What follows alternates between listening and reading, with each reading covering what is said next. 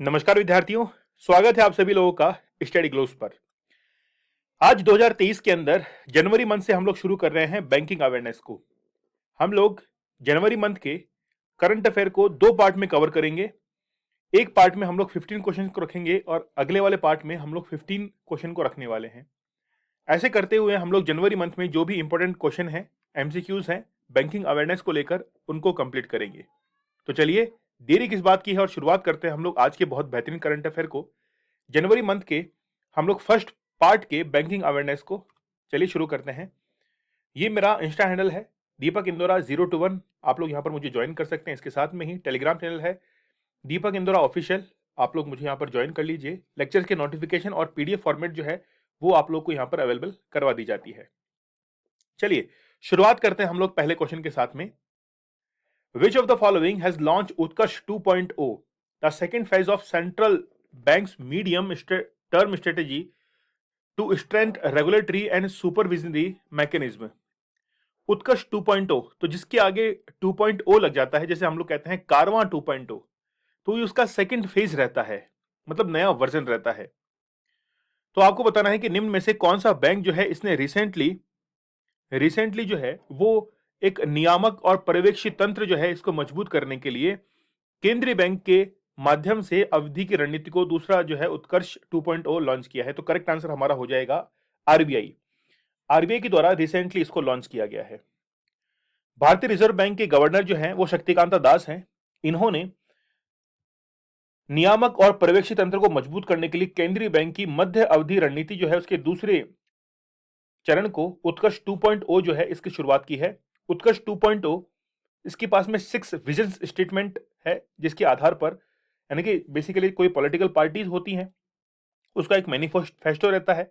ठीक वैसे ही आरबीआई ने भी अपना एक विजन स्टेटमेंट जो है वो रिलीज किया है, जिसमें 6 विजन स्टेटमेंट्स हैं और उनका उद्देश्य बेसिकली क्या है, ताकि पर्पस, वैल्यूज, मिशन स्टेटमेंट्स जो हैं इनको हम लोग उपयोग कर सकें उत्कर्ष 2.0 के अंदर।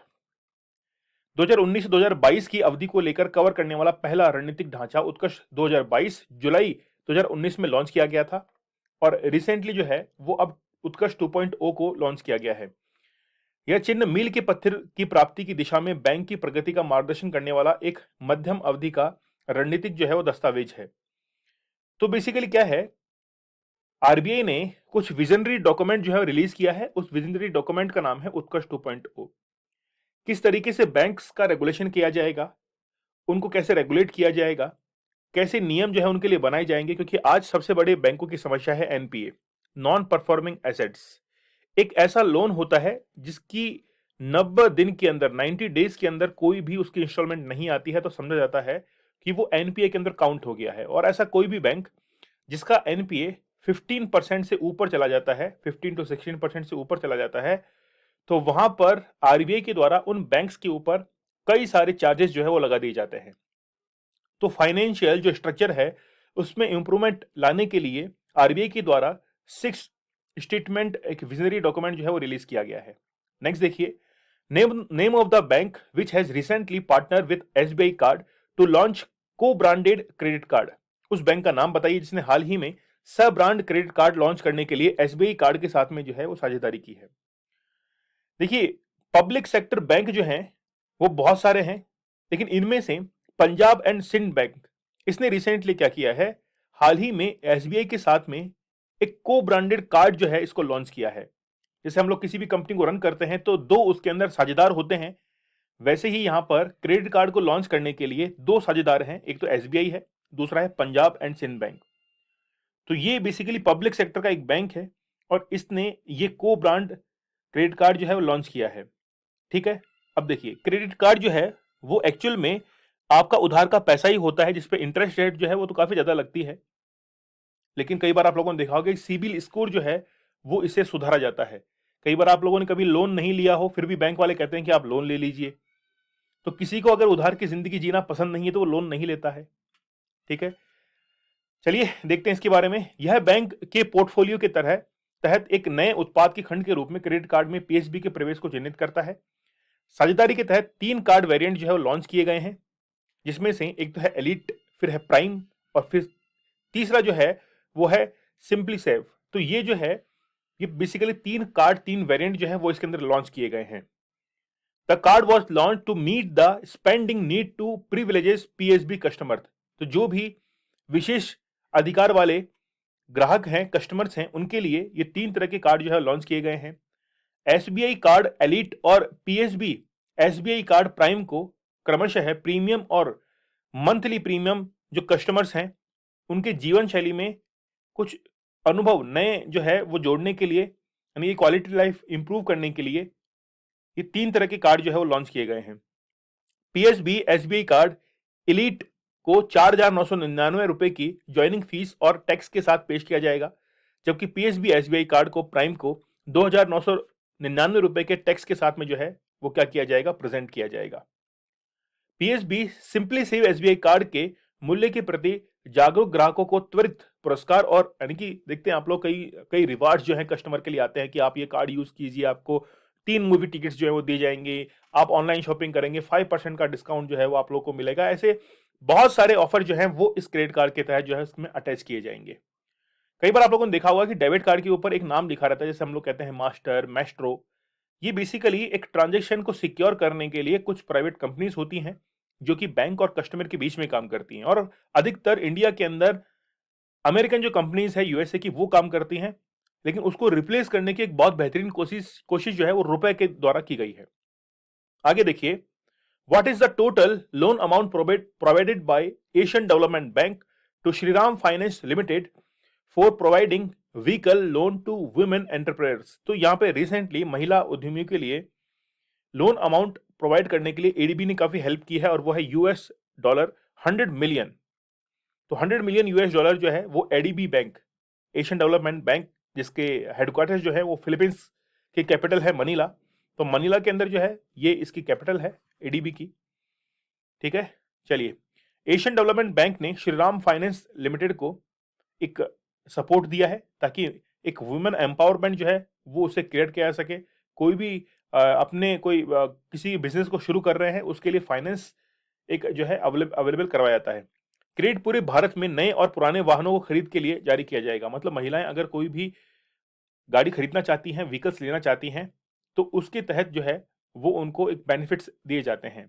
अब इसका उपयोग कहाँ पे किया जाएगा? जितने भी इलेक्ट्रिकल व्हीकल्स हैं उसमें उसका उपयोग किया जाएगा। जैसे BS4, बीएस की फुल फॉर्म क्या होती है? भारतीय स्टैंडर्ड। तो BS4 जितने भी वाहन हैं वो उससे खरीदे जा सकते हैं।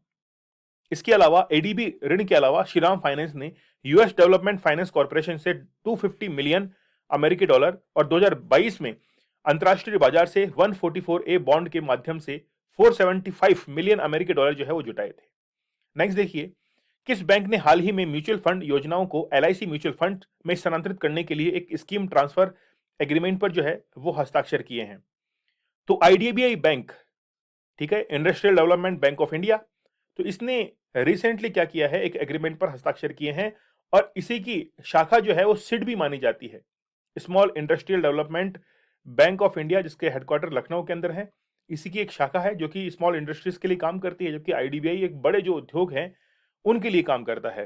तो आईडीबीआई बैंक ने सेबी, ठीक है, security exchange board of India, mutual regulation 7B के अनुपालन के लिए एलआईसी म्यूचुअल फंड को आईडीबीआई म्यूचुअल फंड की योजनाओं के हस्तांतरण के लिए एलआईसी म्यूचुअल फंड के साथ में जो है वो एक एग्रीमेंट पर हस्ताक्षर किए हैं। मतलब आईडीबीआई बैंक और एलआईसी दोनों के बीच में एक म्यूचुअल अंडरस्टैंडिंग के तहत एग्रीमेंट साइन हुआ है। एलआईसी ने जनवरी 2019 में आईडीबीआई म्यूचुअल फंड के प्रायोजक आईडीबीआई बैंक का अधिग्रहण किया था। ठीक है, तो बेसिकली एलआईसी ने जनवरी 2019 में आईडीबीआई म्यूचुअल फंड के जो स्पॉन्सर्स थे आईडीबीआई बैंक, उसका अधिग्रहण जो है, मतलब बेसिकली फंड्स को लेकर जो है इसके अंदर अधिग्रहण जो है वो हुआ था, एक्वायर किया गया था। एलआईसी के पास सेबी नियमों के तहत पहले से ही अपनी संपत्ति प्रबंधन कंपनी एलआईसी एमएफ है, यानी कि म्यूचुअल फंड है। सेबी के नियम एक एकल प्रवर्तक को 2 परिसंपत्ति, यानी कि जो एसेट्स होते हैं, कंपनियों में 10% से अधिक हिस्सेदारी रखने के लिए प्रतिबंधित करते हैं। इसलिए आईडीबीआई बैंक द्वारा प्रवर्तित आईडीबीआई एमएफ को या तो एलआईसी एमएफ के साथ बेचा या विलय किया जाना था। क्योंकि आईडीबीआई बैंक आईडीबीआई एमएफ के, यानी कि एज ए पेरेंट कंपनी के तौर पर जो है वो काम में ले रहे हैं, यानी कि since IDBI Bank, IDBI MF parent is majority owned by LIC, the transfer is necessary। तो अभी IDBI बैंक और LIC ने एक साझेदारी के तहत म्यूचुअल फंड जो है वो रिलीज किए हैं। नेक्स्ट देखिए, उस बैंक का नाम बताइए जिसने हाल ही में 15 जनवरी 2023 से 1 वर्ष के लिए सुरेश किशन चंद खटनाहार को अपने उप प्रबंध निदेशक, डिप्टी मैनेजिंग डायरेक्टर जो है उसके रूप में अपॉइंट कर दिया है। तो रिसेंटली ये जो अपॉइंटमेंट हुआ है, ये अपॉइंटमेंट काफी इंपॉर्टेंट है और इसका आंसर जो है वो भी हमारे लिए क्या हो जाएगा, आईडीबीआई बैंक हो जाएगा। तो खैर, आईडीबीआई बैंक का मैंने अभी बताया कि स्मॉल इंडस्ट्रीज के लिए सिडबी बैंक जो है वो भी काम करता है। तो भारतीय रिजर्व बैंक की स्वीकृति के बेसिकली जब भी ऐसे अपॉइंटमेंट्स होते हैं तो बैंक यानी कि जो बैंक बोर्ड्स होते हैं उनके द्वारा इनका अपॉइंटमेंट किया जाता है। तो आरबीआई की स्वीकृति के अनुसार आईडीबीआई बैंक लिमिटेड के निदेशक मंडल ने 15 जनवरी 2023 से 1 वर्ष के लिए आईडीबीआई बैंक के डेप्यूटी डायरेक्टर जो है वो सुरेश किशन चंद खटनाहर को अपॉइंट कर दिया है। ठीक है, चलिए थोड़ा सा आईडीबीआई बैंक लिमिटेड के बारे में देखते हैं। IDBI bank, one of the major state owned banks in India, has more than 1890 branches and 3300 ATMs worldwide। तो आईडीबीआई बैंक जो है वो पूरे भारत के अंदर जो एटीएम रन करता है वो है 1890 इसकी ब्रांचेस हैं और पूरे वर्ल्ड वाइड जो है वो 3300 एटीएम जो हैं ये यहाँ पर इनके लगे हुए हैं। MDM chief executive director Rakesh Sharma है। हेडक्वार्टर्स का मुंबई महाराष्ट्र में है। एस्टैब्लिश किया गया था 1 जुलाई 1964 को। नेक्स्ट क्वेश्चन देखिए, निम्नलिखित में से किस राज्य सरकार ने उत्तर पूर्वी राज्य में बिजली वितरण दक्षता को मजबूत करने और सुधारने के लिए एशियन डेवलपमेंट बैंक के साथ 2275 करोड़ रुपए के समझौते पर हस्ताक्षर किए हैं? तो नॉर्थ ईस्ट स्टेट के अंदर त्रिपुरा एक ऐसा स्टेट बन चुका है जहां पर एडीबी, एशियन डेवलपमेंट बैंक जो है, ठीक है, इसके साथ में 2275 करोड़ रुपए के समझौते पर हस्ताक्षर किए हुए हैं। अब ये क्या है, क्यों किया है समझौता, वो देखिए। त्रिपुरा सरकार ने उत्तर पूर्वी राज्य में बिजली वितरण दक्षता को मजबूत करने और सुधारने के लिए एडीबी के साथ में क्या किया है, यहां पर एमओयू साइन किया है और इस फंड में से केंद्र सरकार 1820 करोड़ रुपए का भुगतान करेगी। ठीक है, टोटल फंड ये है। इसमें से सेंट्रल गवर्नमेंट जो है 1820 इसका भुगतान ये करेगी, जबकि राज्य को 455 करोड़ रुपए देने की उम्मीद है। ठीक है, परियोजना अगले 3 वर्षों में जो है वो लागू की जाएगी, यानी नेक्स्ट 3 साल के अंदर नॉर्थ ईस्ट स्टेट त्रिपुरा के अंदर जितनी भी इलेक्ट्रिसिटी के लिए हम लोग कहें कि कोई भी पावर डिस्ट्रीब्यूशन एफिशिएंसी के लिए इंप्रूव करना है तो वो इस लोन के माध्यम से किया जाएगा। वर्तमान में गैस आधारित रूखिया विद्युत परियोजना, ये ध्यान रख लेना, त्रिपुरा के अंदर स्थित है, से 66 मेगावाट बिजली का उत्पादन होता है और संयंत्र का आधुनिकीकरण कर इसकी स्थापना क्षमता को दोगुना किया जाएगा। डुमलूर जल विद्युत परियोजना की क्षमता 5 मेगावाट से बढ़ाकर 10 मेगावाट की जाएगी। बाहरी सहायता प्राप्त परियोजना से 5 से 6 लाख उपभोक्ताओं को लाभ होगा और यह विभिन्न स्तरों पर 6000 से 6500 प्रत्यक्ष रोजगार भी जो है वो उत्पन्न होगा। देखिए, एम्प्लॉयमेंट जनरेट होगा ही होगा। नेक्स्ट देखिए, what is the amount of gross goods and services tax revenue collected by the government during December 2022। तो जीएसटी के थ्रू जो रेवेन्यू कलेक्ट किया गया है वो किया गया है 1.49 लाख। सी जो है ये हमारा करेक्ट आंसर हो जाएगा, वेरी इंपॉर्टेंट। जीएसटी की अगर हम लोग बात करें तो जब जीएसटी को इंप्लीमेंट किया था गुड्स एंड सर्विसेज टैक्स को, इसमें फ्रांस वो पहला देश था, फ्रांस वो पहला देश था जिसने सबसे पहले जीएसटी को क्या किया था, इंट्रोड्यूस किया था। कौन सा था? फ्रांस। ठीक है, और अगर हम लोग इंडिया की बात करें तो इंडिया जो है वो पूरे वर्ल्ड में 161 कंट्री बना था, 161वां देश बना था और जीएसटी को लागू करने के लिए कॉन्स्टिट्यूशन के अंदर कॉन्स्टिट्यूशनल अमेंडमेंट किया गया था 101 और इसके लिए स्पेशल मेजोरिटी के साथ में हाफ ऑफ स्टेट जो है उनकी अनुमति ली गई थी, तब जाकर जीएसटी पारित हुआ था। और सबसे पहला स्टेट आसाम था जिसने जीएसटी को लागू किया था। ठीक है, चलिए, तो आप लोग अपने अपने स्टेट का एक नंबर लिख सकते हैं कि आपके राज्य ने कब जो है वो जीएसटी को पारित किया था। तो दिसंबर 2022 में जीएसटी जो है वो 1.49 जो है वो कलेक्ट हुआ है और जीएसटी के अंदर गवर्नमेंट ने बहुत सारा रेवेन्यू जो है वो इसमें कलेक्शन भी किया है और पिछले महीने की तुलना में 15% और बढ़ चुका है। ठीक है, तो ओवरऑल जो है वो हमेशा इसके अंदर इंक्रीमेंट जो है देखा गया है। तो जीएसटी दिसंबर 2022 के दौरान 1.49 करोड़ रुपए है, जिसमें सीजीएसटी यानी कि सेंट्रल जीएसटी वो 33,357 करोड़ रुपए, आईजीएसटी इंटीग्रेटेड मतलब जिसमें जीएसटी और स्टेट जीएसटी दोनों काउंट होता है, ठीक है। तो पूरा अगर ओवरऑल हम लोग देखें तो 1.49 लाख जो है रुपीस इसमें कलेक्ट हुआ है।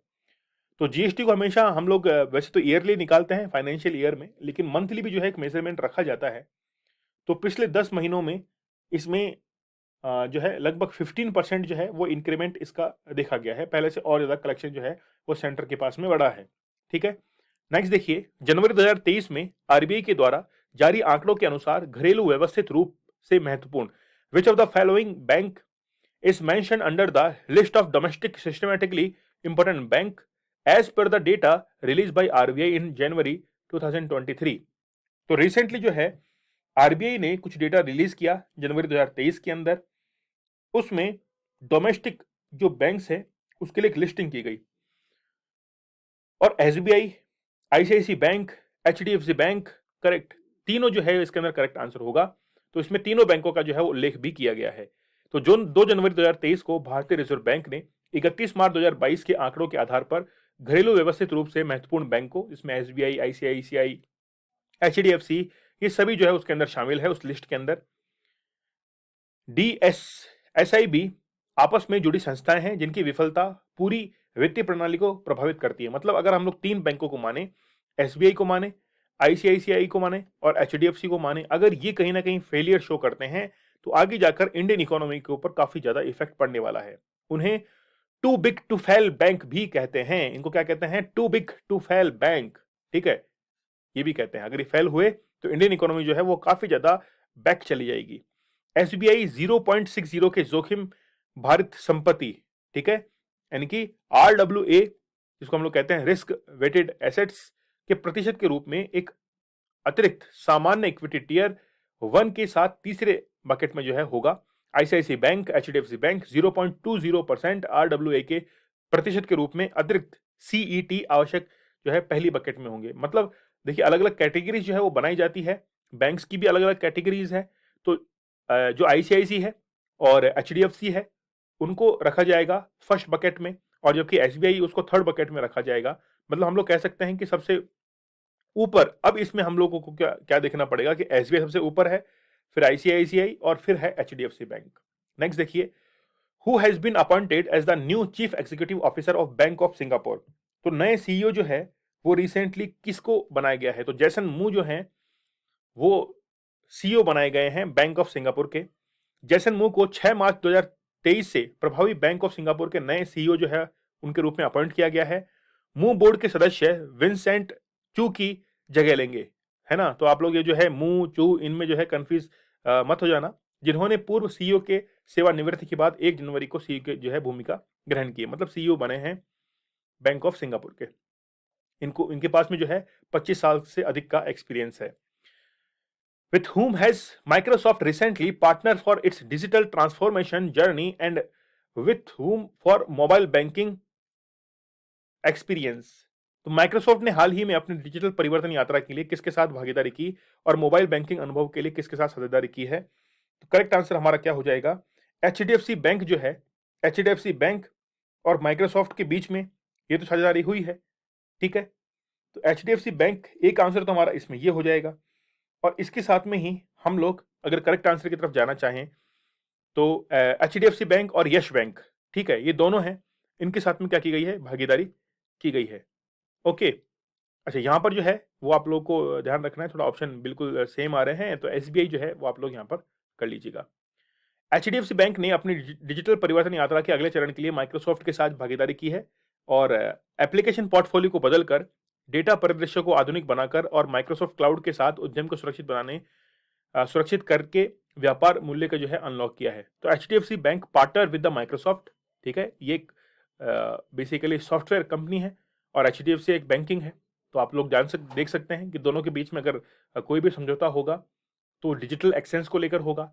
तो जो भी डिजिटल ट्रांसफॉर्मेशन ये चाहते हैं उसके लिए ही ये क्या किया गया है? एमओयू साइन किया गया है और माइक्रोसॉफ्ट क्लाउड जो है इसको क्या किया जाएगा? निर्मित किया जाएगा। तो एचडीएफसी बैंक अपनी फ्यूचर रेडी स्ट्रेटेजीज के एक हिस्से के रूप में इन हाउस आईपी विकसित कर रहा है और टेक्नोलॉजी आईपी को सह निर्माण करने के लिए फिनटेक सहित कई कंपनियों के साथ साझेदारी भी कर रहा है। 3 जनवरी 2023 को यस बैंक ने अपने ग्राहकों को व्यक्तिगत बैंकिंग अनुभव प्रदान करने के लिए अगली पीढ़ी के मोबाइल एप्लीकेशन को पेश करने के लिए माइक्रोसॉफ्ट के साथ में क्या की है, साझेदारी की है। माइक्रोसॉफ्ट जो है इसके प्रेसिडेंट कौन है, अनंत माहेश्वरी, जो कि इंडिया से है, इंडिया की ये प्रेसिडेंट है। कंट्री मैनेजर हैं आशुतोष गुप्ता। हेडक्वार्टर्स है न्यू दिल्ली के अंदर, एस्टेब्लिश किया गया था 1990 के अंदर। Which insurance company has recently signed corporate agency agreement with Sundaram finance. तो रिसेंटली सुंदरम फाइनेंस के साथ कॉर्पोरेट एजेंसी समझौते पर हस्ताक्षर किए हैं। तो हस्ताक्षर जो है वो किसके द्वारा किए गए हैं, Niva Bupa health insurance company limited जो है इसके साथ में हस्ताक्षर किए हैं।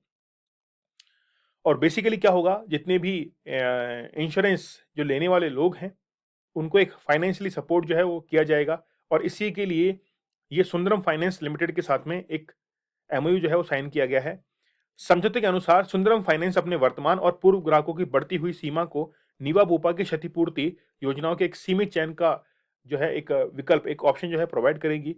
इस समझौते के हिस्से के रूप में सुंदरम फाइनेंस पूरे भारत में 640 से अधिक स्थानों के अपने नेटवर्क का उपयोग करके ग्राहकों तक पहुंचेगा। नेक्स्ट देखिए, विच cricketer was recently included in बंधन बैंक न्यू कैंपेन जहां बंधन वहां ट्रस्ट। वेरी गुड, बहुत अच्छा है। जहां बंधन वहां ट्रस्ट, वाहन नहीं है वहां, ठीक है, वहां ट्रस्ट, ठीक है। तो किस क्रिकेटर को जो है वो इसके अंदर शामिल किया गया है, तो रिसेंटली ये जो पूरा सेगमेंट है इसके लिए सौरव गांगुली जो है वो इसके ब्रांड एम्बेसडर अपॉइंट हुए हैं इस कैंपेन के लिए। तो बंधन बैंक ने बैंक के ब्रांड एम्बेसडर क्रिकेट के दिग्गज सौरव गांगुली की विशेषता वाले अपनी एकीकृत इंटीग्रेटेड एक मार्केटिंग जो स्ट्रेटेजी है जिसका नाम है जहां बंधन वहां ट्रस्ट, इसकी शुरुआत की है।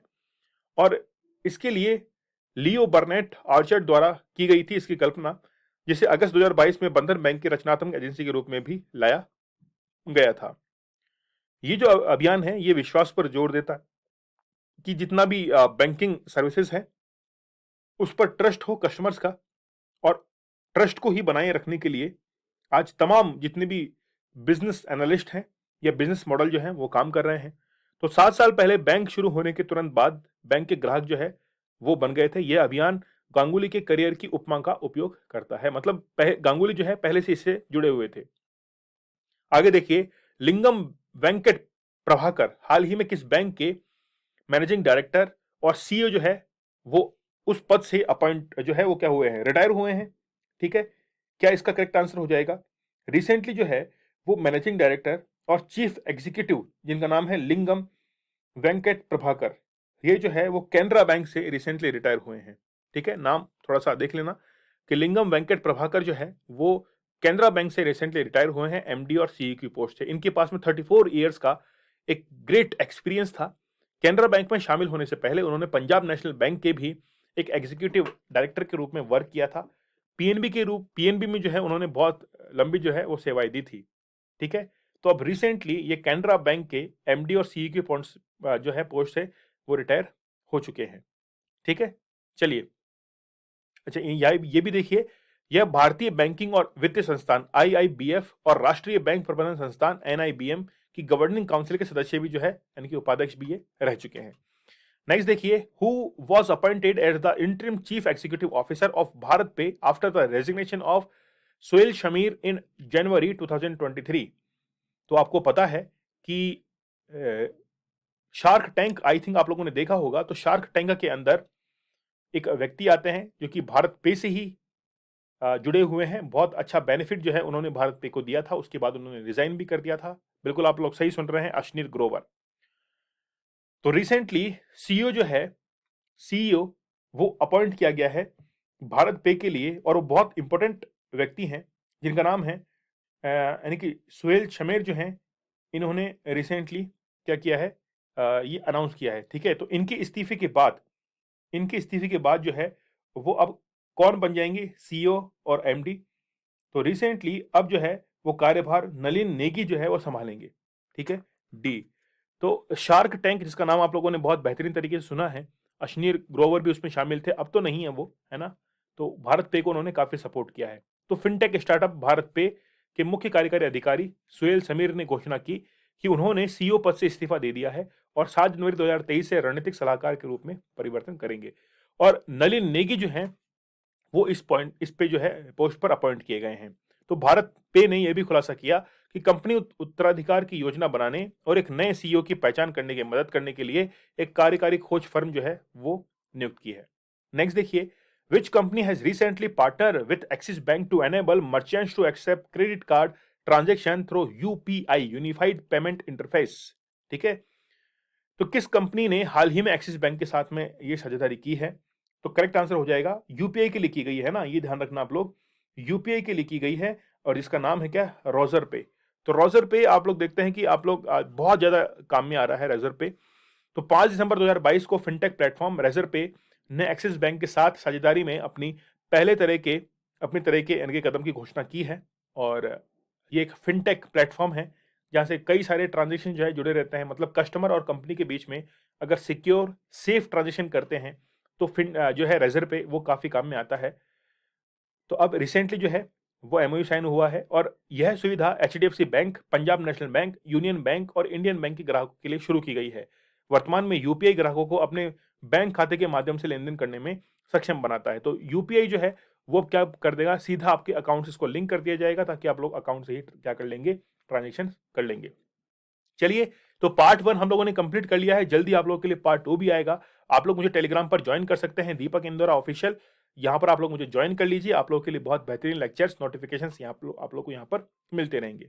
ठीक है, चलिए मिलते हैं हम लोग नेक्स्ट सेशन के अंदर। स्टडी ग्लोस आप लोगों के लिए यूं ही बेहतरीन लेक्चर्स लाता रहेगा। नॉलेज इज पावर, ये हमारी टैगलाइन है। तो चलिए मिलते हैं हम लोग नेक्स्ट सेशन में। तब तक आप लोग चैनल को सब्सक्राइब जरूर कर लीजिए। धन्यवाद, थैंक यू।